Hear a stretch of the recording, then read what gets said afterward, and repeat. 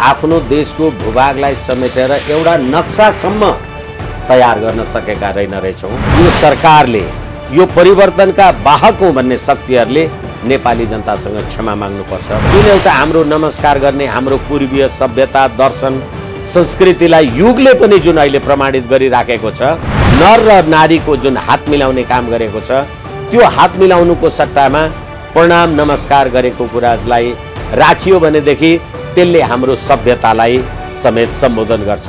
यो संविधान प्रारम्भ हुँदाका बखतको क्षेत्र नेपालको क्षेत्र हुनेछ भनेको छ।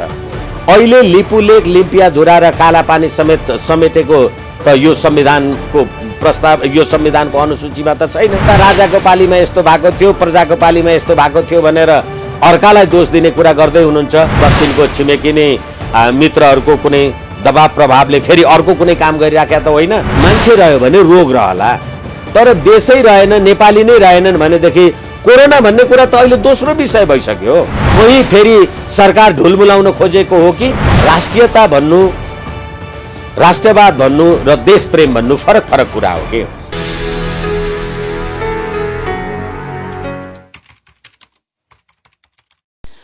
आदरणीय दर्शक महानुभावहरू नमस्कार। तपाईहरु हेर्दै हुनुहुन्छ सुनौलो खबर। दर्शकबिन्दुहरू, यतिखेर हामीसँग समसामयिक विषयमा कुराकानी गर्नको लागि वरिष्ठ अधिवक्ता विष्णु भट्टराई हुनुहुन्छ। नेपाल सरकारले हालै मात्र जारी गरेको नयाँ नक्सा पश्चात अनुसूची 3 को संशोधनको कुरा आइरहेको विषयमा चाहिँ हामी योसँग सम्बन्धित रहेर कुराकानी गर्न गइरहेका छौँ र स्वागत छ सर यहाँलाई कार्यक्रममा। हजुर धन्यवाद। आराम हुनुहुन्छ? ठिकै छु, चल्दैछ। समसामयिक विषयमा हामी सदैव कुराकानीमा जोडिरहेका हुन्छौँ। यसै सिलसिलामा पछिल्लो समय नेपाल सरकारले जारी गरेको छ नेपालको नक्सा र त्यसको साथसाथै अनुसूची 3 को निशान छाप चिन्ह भनौँ त्योसँग सम्बन्धित रहेर संविधान संशोधन गर्ने कुरा चलिरहँदाखेरि चाहिँ के छ, यो विषयलाई कसरी निहालिरहनु भएको छ तपाईँले? सबभन्दा पहिलो कुरा त सुनौलो समाचारलाई हार्दिक अभिवादन गर्न चाहन्छु। र पहिलो कुरा त हामीले नेपाली जनताले पटक पटक आन्दोलन क्रान्तिद्वारा नयाँ राज्य व्यवस्था स्थापना गरे, नेपाली जनताको राजकीय सत्ता र सम्प्रभु सत्तालाई स्थापित गरे भनेर हाम्रा राजनीतिक शक्तिहरूले, राजनीतिक दलहरूले भन्दै आए र अन्ततः नेपालको संविधान, हालाकि यो संविधानमा नेपालको संविधान 2072 सम्म पनि लेखेको छैन। नेपालको संविधान अहिले जुन छ त्यो जारी हुँदाखेरि 90% नेपाली जनताको सहभागितामा हामीले यो संविधान जारी गरेका हौँ भनेर संविधान सभाले अथवा अहिलेका राजनीतिक दलहरूले त्यो कुरा भनिरहँदाखेरि र त्यो संविधान जारी भएको 2072 सालले आज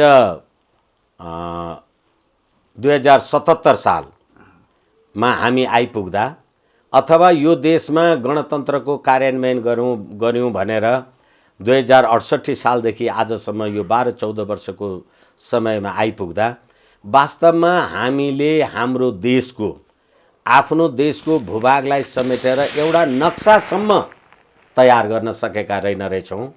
यो एउटा अत्यन्त पीडादायी विषय हो।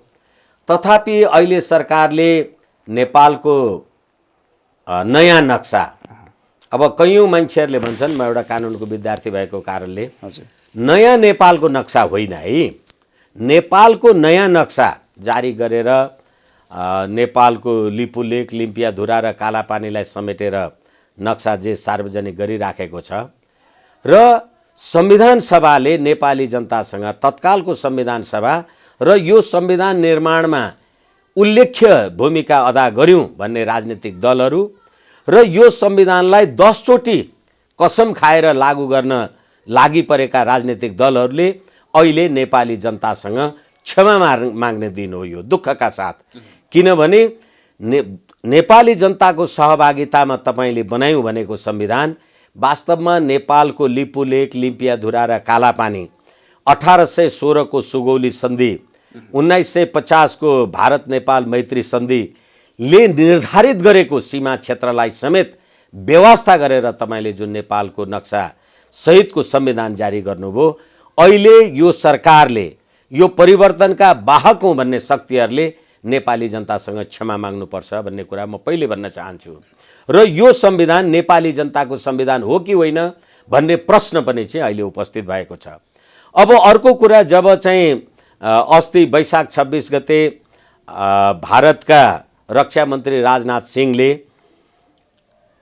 मानसरोवर जाने, लिपुलेक, लिम्पियाधुरा, कालापानी, मानसरोवर जाने, तीर्थयात्रा जाने जुन सडक उद्घाटन गर्नुभयो, त्यो सडक उद्घाटन गर्दाखेरि नेपाली भूमि मिचियो र यो हाम्रो सम्प्रभुत्व सत्ता, प्रादेशिक भौगोलिक अखण्डता, सार्वभौम सत्ताको प्रतिकूलको काम कारबाही भयो भनेर नेपाली जनता स्वतःस्फूर्त रूपमा यो लकडाउनको अवस्थामा पनि सडकमा निस्किँदाखेरि तपाईले ती नेपाली जनतालाई पक्रेर इलेक्ट्रिक सक पनि लगाउनु भयो र उनीहरूले राष्ट्रियताको पक्षमा, सम्प्रभु सत्ताको पक्षमा काम कारबाही गर्दाखेरि थुन्नुभयो, यातना दिनुभयो। तर त्यतिखेर यो सरकारले एउटा कुनै राजनीतिक पार्टी फुटाउनका लागि, निर्वाचन आयोगमा दल दर्ता गर्नका लागि सयौं, 50औं, 500 मान्छेहरूको हुल निस्किँदाखेरि उनीहरूलाई केही नगर्ने, अनि राष्ट्रको राष्ट्रिय सम्प्रभुता अखण्डतालाई भारतीय छिमेकीहरूले मिचे भनेर जुलुस लगाउँदाखेरि नागरिक जनतालाई पक्रेर तपाईँ कारबाही गर्ने, इलेक्ट्रिक सक लगाउने। तर त्यसको 5-7 दिन पनि बित्न नपाउँदै नेपाली जनताकै दबाव र प्रभावमा अहिले नेपाल सरकारले जेठ 5 गतेका दिन लिपुलेक, लिम्पियाधुरा र कालापानी सहित निकालेर सहितको जुन नेपालको नयाँ राजनीतिक नक्सा निकालेको छ, त्यो नेपाली जनताको दबावमा नेपाली जनताको सम्प्रभु सत्तालाई सम्मान गरेको कुरामा यो सरकारलाई म धन्यवाद दिन चाहन्छु। जस्तो यी भूभागहरू भनेको यो नक्सा त राजा महेन्द्रको पालामै सुरक्षित रहेको नक्सा भनेर भनिएको छ नि। निश्चित रूपमा अब यो अहिले भन्ने कुरा र गर्ने कुरा, हिजो अब अहिले राजा वीरेन्द्रको पनि देहावसान भयो होइन। मैले त राजा वीरेन्द्रसँग बसेर यो कुरा गरेका थिएँ, उनले ठिक गरे, उनले बेठिक गरे। राजा महेन्द्रसँग बसेर यो कुरा गरेका थिएँ, उनले ठिक गरे, उनले बेठिक गरे भनेर भन्ने हो भने त्यो कुरालाई प्रमाणित गर्ने आधार के छ र त्यस्ता बेप्रमाणित आधारहरूको बारेमा काम कारबाही कुराकानी गरेर र अहिले कुनै हिजोको शासक अथवा अहिलेको शासक कसैलाई दोष दिएर नेपालको प्रादेशिक अखण्डता, नेपालको सार्वभौम सत्ता, भौगोलिक अखण्डतालाई एक ठाउँमा ल्याउने काम ठिक छ अहिले गरिएको छ भने हिजो कसले के गरेको थियो भन्नेको कारणले गर्दाखेरि के अहिले त्यसो भने हिजो गरेकै ठिक थियो भने अहिले किन गरे त? होइन, अहिले त्यसमा कहाँ हरायो त? हो, अहिले त्यस कारणले गर्दाखेरि चाहिँ ठिक छ। अब अहिले दो लेट देन नेभर भन्छौँ नि हामी, ढिलो आओस् तर दुरुस्त होस् भनेर। जस्तै यदि यो समयमा यदि सीमाको विवाद आएको भएदेखि, सीमाको विषयमा यसरी नागरिकहरू सडकमा नआएको भएदेखि अझै पनि यो यथावतै रहन्थ्यो जुन निश्चित रूपमा म तपाईँले भनेको प्रश्नसँग सहमत छु। किनभने भारतले आफ्नो राजनीतिक नक्सा त गएको कार्तिक महिनामै सार्वजनिक गरेको थियो होइन, 76 सालको कार्तिक महिनामै सार्वजनिक गरेको थियो। त्यतिखेर नेपाली जनताले यहाँ पनि आन्दोलन गरेका थिए, हाम्रो भूमि मिचिएको छ, लिपुलेक, लिम्पियाधुरामा भारतीय सैनिक क्याम्प छ भन्ने कुरामा यहाँ पनि त्यतिखेर यो देशको प्रधानमन्त्रीले, यो देशको सत्ताधारीहरूले पटक पटक भन्नुभएको छ होइन त्यो नक्सा बनाउने कुन ठुलो कुरा हो, अहिलेको भरे नक्सा बनाइन्छ नि, अनि यो भूमि सुमीको कुरा पो ठुलो कुरा हो, नक्सा बनाउने ठुलो कुरा हो भनेर कुनै त्यसबारेमा ध्यान दिएन।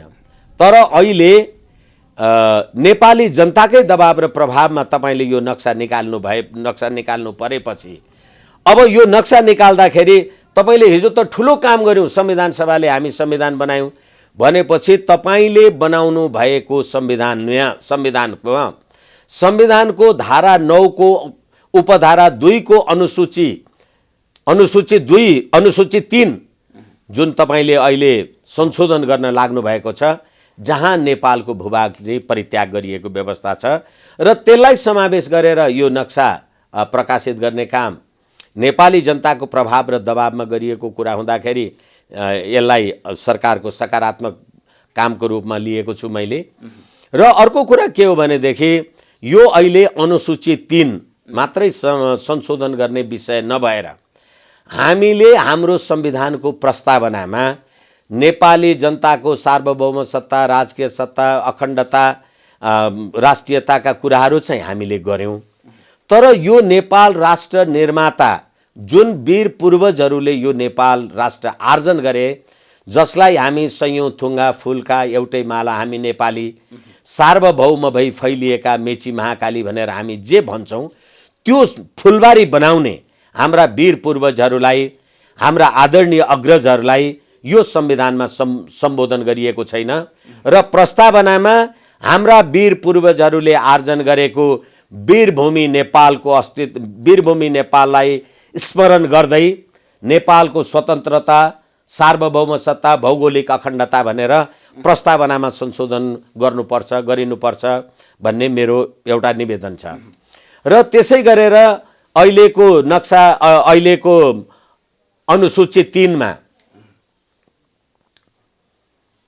हामीले अहिले कोरोना महामारी जुन सही राखेका छौँ र संसारले भनिराखेको छ, होइन है एकअर्कामा हात मिलाउने होइन, नमस्कार गर्नुपर्छ भनेर जुन एउटा हाम्रो नमस्कार गर्ने हाम्रो पूर्वीय सभ्यता, दर्शन, संस्कृतिलाई युगले पनि जुन अहिले प्रमाणित गरिराखेको छ, त्यो नक्सामा लोग्ने मान्छे र स्वास्नी मानिस, नर र नारीको जुन हात मिलाउने काम गरेको छ, त्यो हात मिलाउनुको सट्टामा प्रणाम नमस्कार गरेको कुरालाई राखियो भनेदेखि त्यसले हाम्रो सभ्यतालाई समेत सम्बोधन गर्छ भनेर तपाईँले यो भनिरहँदाखेरि के छ, महिला पुरुषको एउटा मेलमिलाप भएको एउटा सङ्केत जनाउँदैन र? होइन, निश्चित रूपमा हात मिलाएर मात्रै महिला पुरुषको बिचमा प्रेम सद्भावको प्रश्न होइन। प्रश्न तपाईँले आदरपूर्वक नमस्कार प्रणाम गरेर अहिले संसारमा होइन, हात मिलाउने होइन, हामी चाहिँ एकअर्कामा नमस्कार गरौँ, आलिङ्गन गर्ने होइन, डिस्टेन्सिङ गरौँ भनेर जुन हामीले नमस्कारको संस्कृति सभ्यता हाम्रो छ, हाम्रो देवादिदेव महादेव, हाम्रो हिन्दू सम्राट, हाम्रो हिन्दू संस्कृति, त्यसलाई हामीले जगेर्ना गर्नका लागि हाम्रो पूर्वीय दर्शनलाई हाम्रो संविधानमा राख्यौँ भने को नेपालीको लागि आपत्तिको विषय हुन्छ? नमस्कार गर्दा कसको हात राख्ने? होइन, त्यसैले महिलाले पुरुषलाई, महिला र पुरुषले एकले अर्कालाई नमस्कार गरेको राखियो भने यसले कसैलाई पनि चाहिँ नोक्सान पनि गर्ने छैन। बरु अझै म त भन्छु, हात मिलाउनुको साटो मैले पनि महिलालाई नमस्कार गरेँ, महिलाले पनि मलाई नमस्कार गर्नुभयो भने अनि पो हामी बरु बराबरी भयौँ त। अहिले एकअर्काको हात मिलाउने र पक्रिने भन्ने यो अवस्थाको विद्यमानता होइन, त्यो संशोधन हुनुपर्छ भन्ने म दोस्रो कुरा निवेदन गर्न चाहन्छु। र तेस्रो कुरा, यो संविधानको धारा 4 ले यो संविधान प्रारम्भ हुँदाका बखतको क्षेत्र नेपालको क्षेत्र हुनेछ भनेको छ। अहिले लिपुलेक, लिम्पियाधुरा र कालापानी समेटेको त यो संविधानको प्रस्ताव, यो संविधानको अनुसूचीमा त छैन। र यो संविधान प्रारम्भ हुँदाको बखतको क्षेत्र नेपालको क्षेत्र भन्ने हो भने त अब यो संविधान प्रारम्भ हुँदाका बखतको त यो क्षेत्र होइन। तपाईले अब नयाँ क्षेत्र समेटेर नक्सा निकाल्नुभयो भने संविधानको धारा 4 लाई पनि चाहिँ तपाईले संशोधन गर्नुपर्छ। हामी सार्वभौम सत्ता सम्पन्न नेपाली जनता भनेर हामी आफूलाई जे भन्छौँ, यो सार्वभौम सत्ता सम्पन्न नेपाल आर्जन गर्ने हाम्रा वीर पूर्वजहरूलाई सम्मान गर्दै भन्ने शब्दावली प्रस्तावनामा राखिनुपर्छ। र यो संविधान प्रारम्भ हुँदाका बखतको क्षेत्र भनियो भने फेरि यो संविधान प्रारम्भ हुँदा लिपुलेक, लिम्पियाधुरा र कालापानी त रहेन रहेछ। अब अहिले राख्नु परेपछि संविधानको धारा 4 लाई पनि चाहिँ संशोधन गर्नुपर्छ। संविधानको धारा 4 लाई संशोधन गरिएन भने यो संविधान प्रारम्भ हुँदाका बखतको क्षेत्र भन्ने कुरा रहिरहन्छ र यो संविधान प्रारम्भ हुँदाका बखत यो नेपालको निशाना छापमा लिपुलेक, लिम्पियाधुरा र कालापानी छैन। त्यसकारणले गर्दा संविधानको धारा 4 मा पनि संशोधन हुनुपर्छ। र अझै अर्को कुरा के हो भनेदेखि अहिले नेपाल सरकार, संसद सदस्य, मन्त्री अथवा प्रधानमन्त्री, राष्ट्रपति जति सरकारी निकायहरू छन्, नेपालको लेटर हेड, तिनीहरू सबैमा यो चाहिँ टुटफुट भएको, राष्ट्र विखण्डन भएको नक्सा छ। लिपुलेक, लिम्पियाधुरा र कालापानी भएको नक्सा त छैन। त्यसकारण मान्य सदस्यहरूले जुन त्यो लोगो लगाएर हिँड्नु भएको छ, नेपाल सरकारको लोगो भनेर जे देखाइएको छ त्यसलाई तुरुन्त अहिलेको भएर चाहिँ हटाउनु पर्यो। जस्तै ठिक छ, यो विषयसँग सम्बन्धित हामीले योभन्दा अघिल्लो श्रृङ्खला पनि कुराकानी गरिसकेका छौँ यो नक्सा निशाना छापमा रहेको नेपालको नक्सा परिवर्तन गर्ने विषयमा, र अहिले थप नयाँ भनेको हामीले संविधान संशोधन गर्ने विषयसँग सम्बन्धित रहेर कुराकानी जोड्यौँ। अब यसो साथसाथै हालसालै मात्र प्रधानमन्त्रीज्यूले देशवासीको नाममा एउटा सम्बोधन व्यक्त गर्नुभएको छ हिजै मात्र। अब त्यो विषयसँग त्यसरी सम्बोधन व्यक्त गरिरहँदाखेरि उहाँले एउटा कोरोनासँग सम्बन्धित रहेर आम नागरिकहरूमा सम्बोधन व्यक्त गर्नुभयो, तर देशको भूभाग मिचिएको अवस्थामा देशको यस्तो चाहिँ नक्सा सार्वजनिक भएको विषयमा भूभागको विषयमा चाहिँ उहाँले कुनै पनि अभिव्यक्तिहरू राख्नु भएन। यसलाई कसरी लिनु भएको छ तपाईँले? यसलाई मैले ज्यादै संवेदनशील हिसाबले लिएको छु। सरकारका एक थरी मन्त्रीहरू यो लिपुलेक लिम्पियाद्वारा यो चुचो पुचो भएको कुरा त मैले देखेको थिएन भनेर यही सरकारको भूमि व्यवस्था तथा मन्त्री यो पद्मा अर्यालले भन्नुभएकै हो। त्यो भनेको 5-7 दिन पछाडि उहाँले लिपुलेक लिम्पियाद्वारा सहितको नक्सा निकाल्नु पर्यो र नेपालकै अहिले शासकहरू सरकारमा बसेका मान्छेहरू होइन यो त राजाको पालीमा यस्तो भएको थियो, प्रजाको पालीमा यस्तो भएको थियो भनेर अर्कालाई दोष दिने कुरा गर्दै हुनुहुन्छ। ए बाबा आदरणीय सम्मान्य प्रधानमन्त्रीजी, तपाईँ आफैले नेपालको नक्सा सार्वजनिक गर्नुभयो र पार्लियामेन्टमा नेपालको निशाना छाप अनुसूचित 3 संशोधन गर्नको लागि प्रस्ताव राख्नुभयो भनेदेखि तपाईँले नेपाली जनतालाई होइन हामीले नेपालको लिपुलेक लिम्पियाधुरा र कालापानी क्षेत्र समेत समेटेर नयाँ नेपालको नक्सा जारी गरेका छौँ, यसमा सम्पूर्ण नेपाली जनताले यसलाई साथ सङ्गत र सहयोग दिनका लागि चाहिँ म आह्वान गर्छु भन्नुपर्ने ठाउँमा उहाँले कोरोनालाई मात्रै एड्रेस गरेर यो नक्सा संशोधन गर्ने कुरामा, यो अनुसूची संशोधन गर्ने कुरामा कुनै राजनीतिक दल अथवा कुनै हाम्रो दक्षिणको छिमेकी नै मित्रहरूको कुनै दबाब प्रभावले फेरि अर्को कुनै काम गरिराखेका त होइन भन्ने एउटा शङ्का उत्पन्न हुने कुरा चाहिँ देखिएको छ। अथवा उहाँले त्यसमा आवश्यक नठान्नु भएको हो कि? एकछिन न, उहाँले त्यसलाई आवश्यक किन ठान्नु भएन?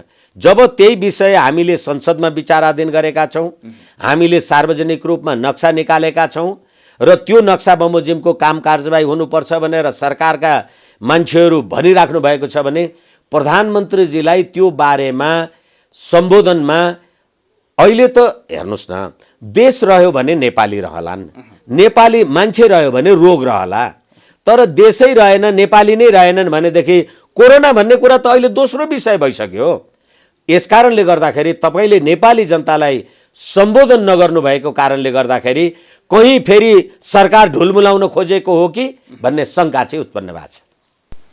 भनेपछि अब यसले के परिणाम ल्याउला, अब सरकार कसरी अगाडि बढ्नुपर्छ, अब के हुनुपर्छ भन्ने चाहिँ तपाईँको रहेको छ पछिल्लो अपडेटहरूलाई, पछिल्लो घटनाक्रमहरूलाई हेर्दाखेरि? होइन, निश्चित रूपमा अहिले यो संविधान संशोधनको विषय जे आएको छ, यो संविधान संशोधनको विषयलाई संसदले सर्वसम्मत रूपले पारित गर्ने बित्तिकै हाम्रो देशको समग्र भूगोल नक्सा प्रमाणित हुन्छ, निशाना छाप नयाँ हुन्छ, नेपाली जनतामा राष्ट्रियता, सम्प्रभुता, देशको अखण्डता र भन्नुस् न राष्ट्रियता भन्नु, राष्ट्रवाद भन्नु र देशप्रेम भन्नु फरक फरक कुरा हो कि। राष्ट्रियता भन्ने कुरा संविधान कानुन आदि इत्यादि मान्ने, गतिविधि गर्ने, हिजो राजाको पालीमा राजाको गाथगादी ताक्ने कुरा चाहिँ राष्ट्रद्रोह हो भनिन्थ्यो, अहिले राष्ट्रपतिको गाथवाला कुरा उठ्यो भने राष्ट्रद्रोह भनिन्छ, तर देशद्रोह भनिँदैन नि, किनभने देश छौन्जेल राज्य व्यवस्था परिवर्तन भइरहन्छ। यसै कारणले गर्दा यो राष्ट्रिय भन्दा पनि देशभक्तिको प्रश्न हो र सम्पूर्ण नेपाली जनतालाई देशभक्तिको रूपमा आबद्ध राख्नका लागि राज्य व्यवस्था त आज हिजो राजतन्त्र थियो होला, अहिले गणतन्त्र होला, लोकतन्त्र होला, भोलि अर्को तन्त्र होला, पर्सि अर्को तन्त्र होला, तर सयौँ थुङ्गा फुलका एउटै माला हामी नेपाली, सार्वभौम भई फैलिएका मेची महाकाली भने त्यो सार्वभौम भएर मेची महाकाली फैलेको जुन भूभाग हो त्यसलाई सधैँभरि संरक्षण गर्नका लागि नेपाली जनताको जागरुकता र नेपाली जनताद्वारा निर्वाचित सरकारको जागरुकता अरू जिम्मेवारीपूर्ण र जागरुक चाहिन्छ भन्ने म निवेदन गर्न चाहन्छु।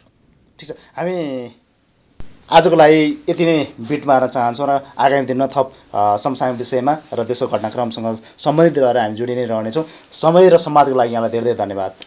सुनौलो समाचारले मलाई मेरो आफ्नो अभिव्यक्ति राख्नलाई जुन अवसर दिनुभयो, यहाँ लगायत सुनौलो समाचार परिवारलाई हार्दिक हार्दिक धन्यवाद, प्रणाम, अभिवादन।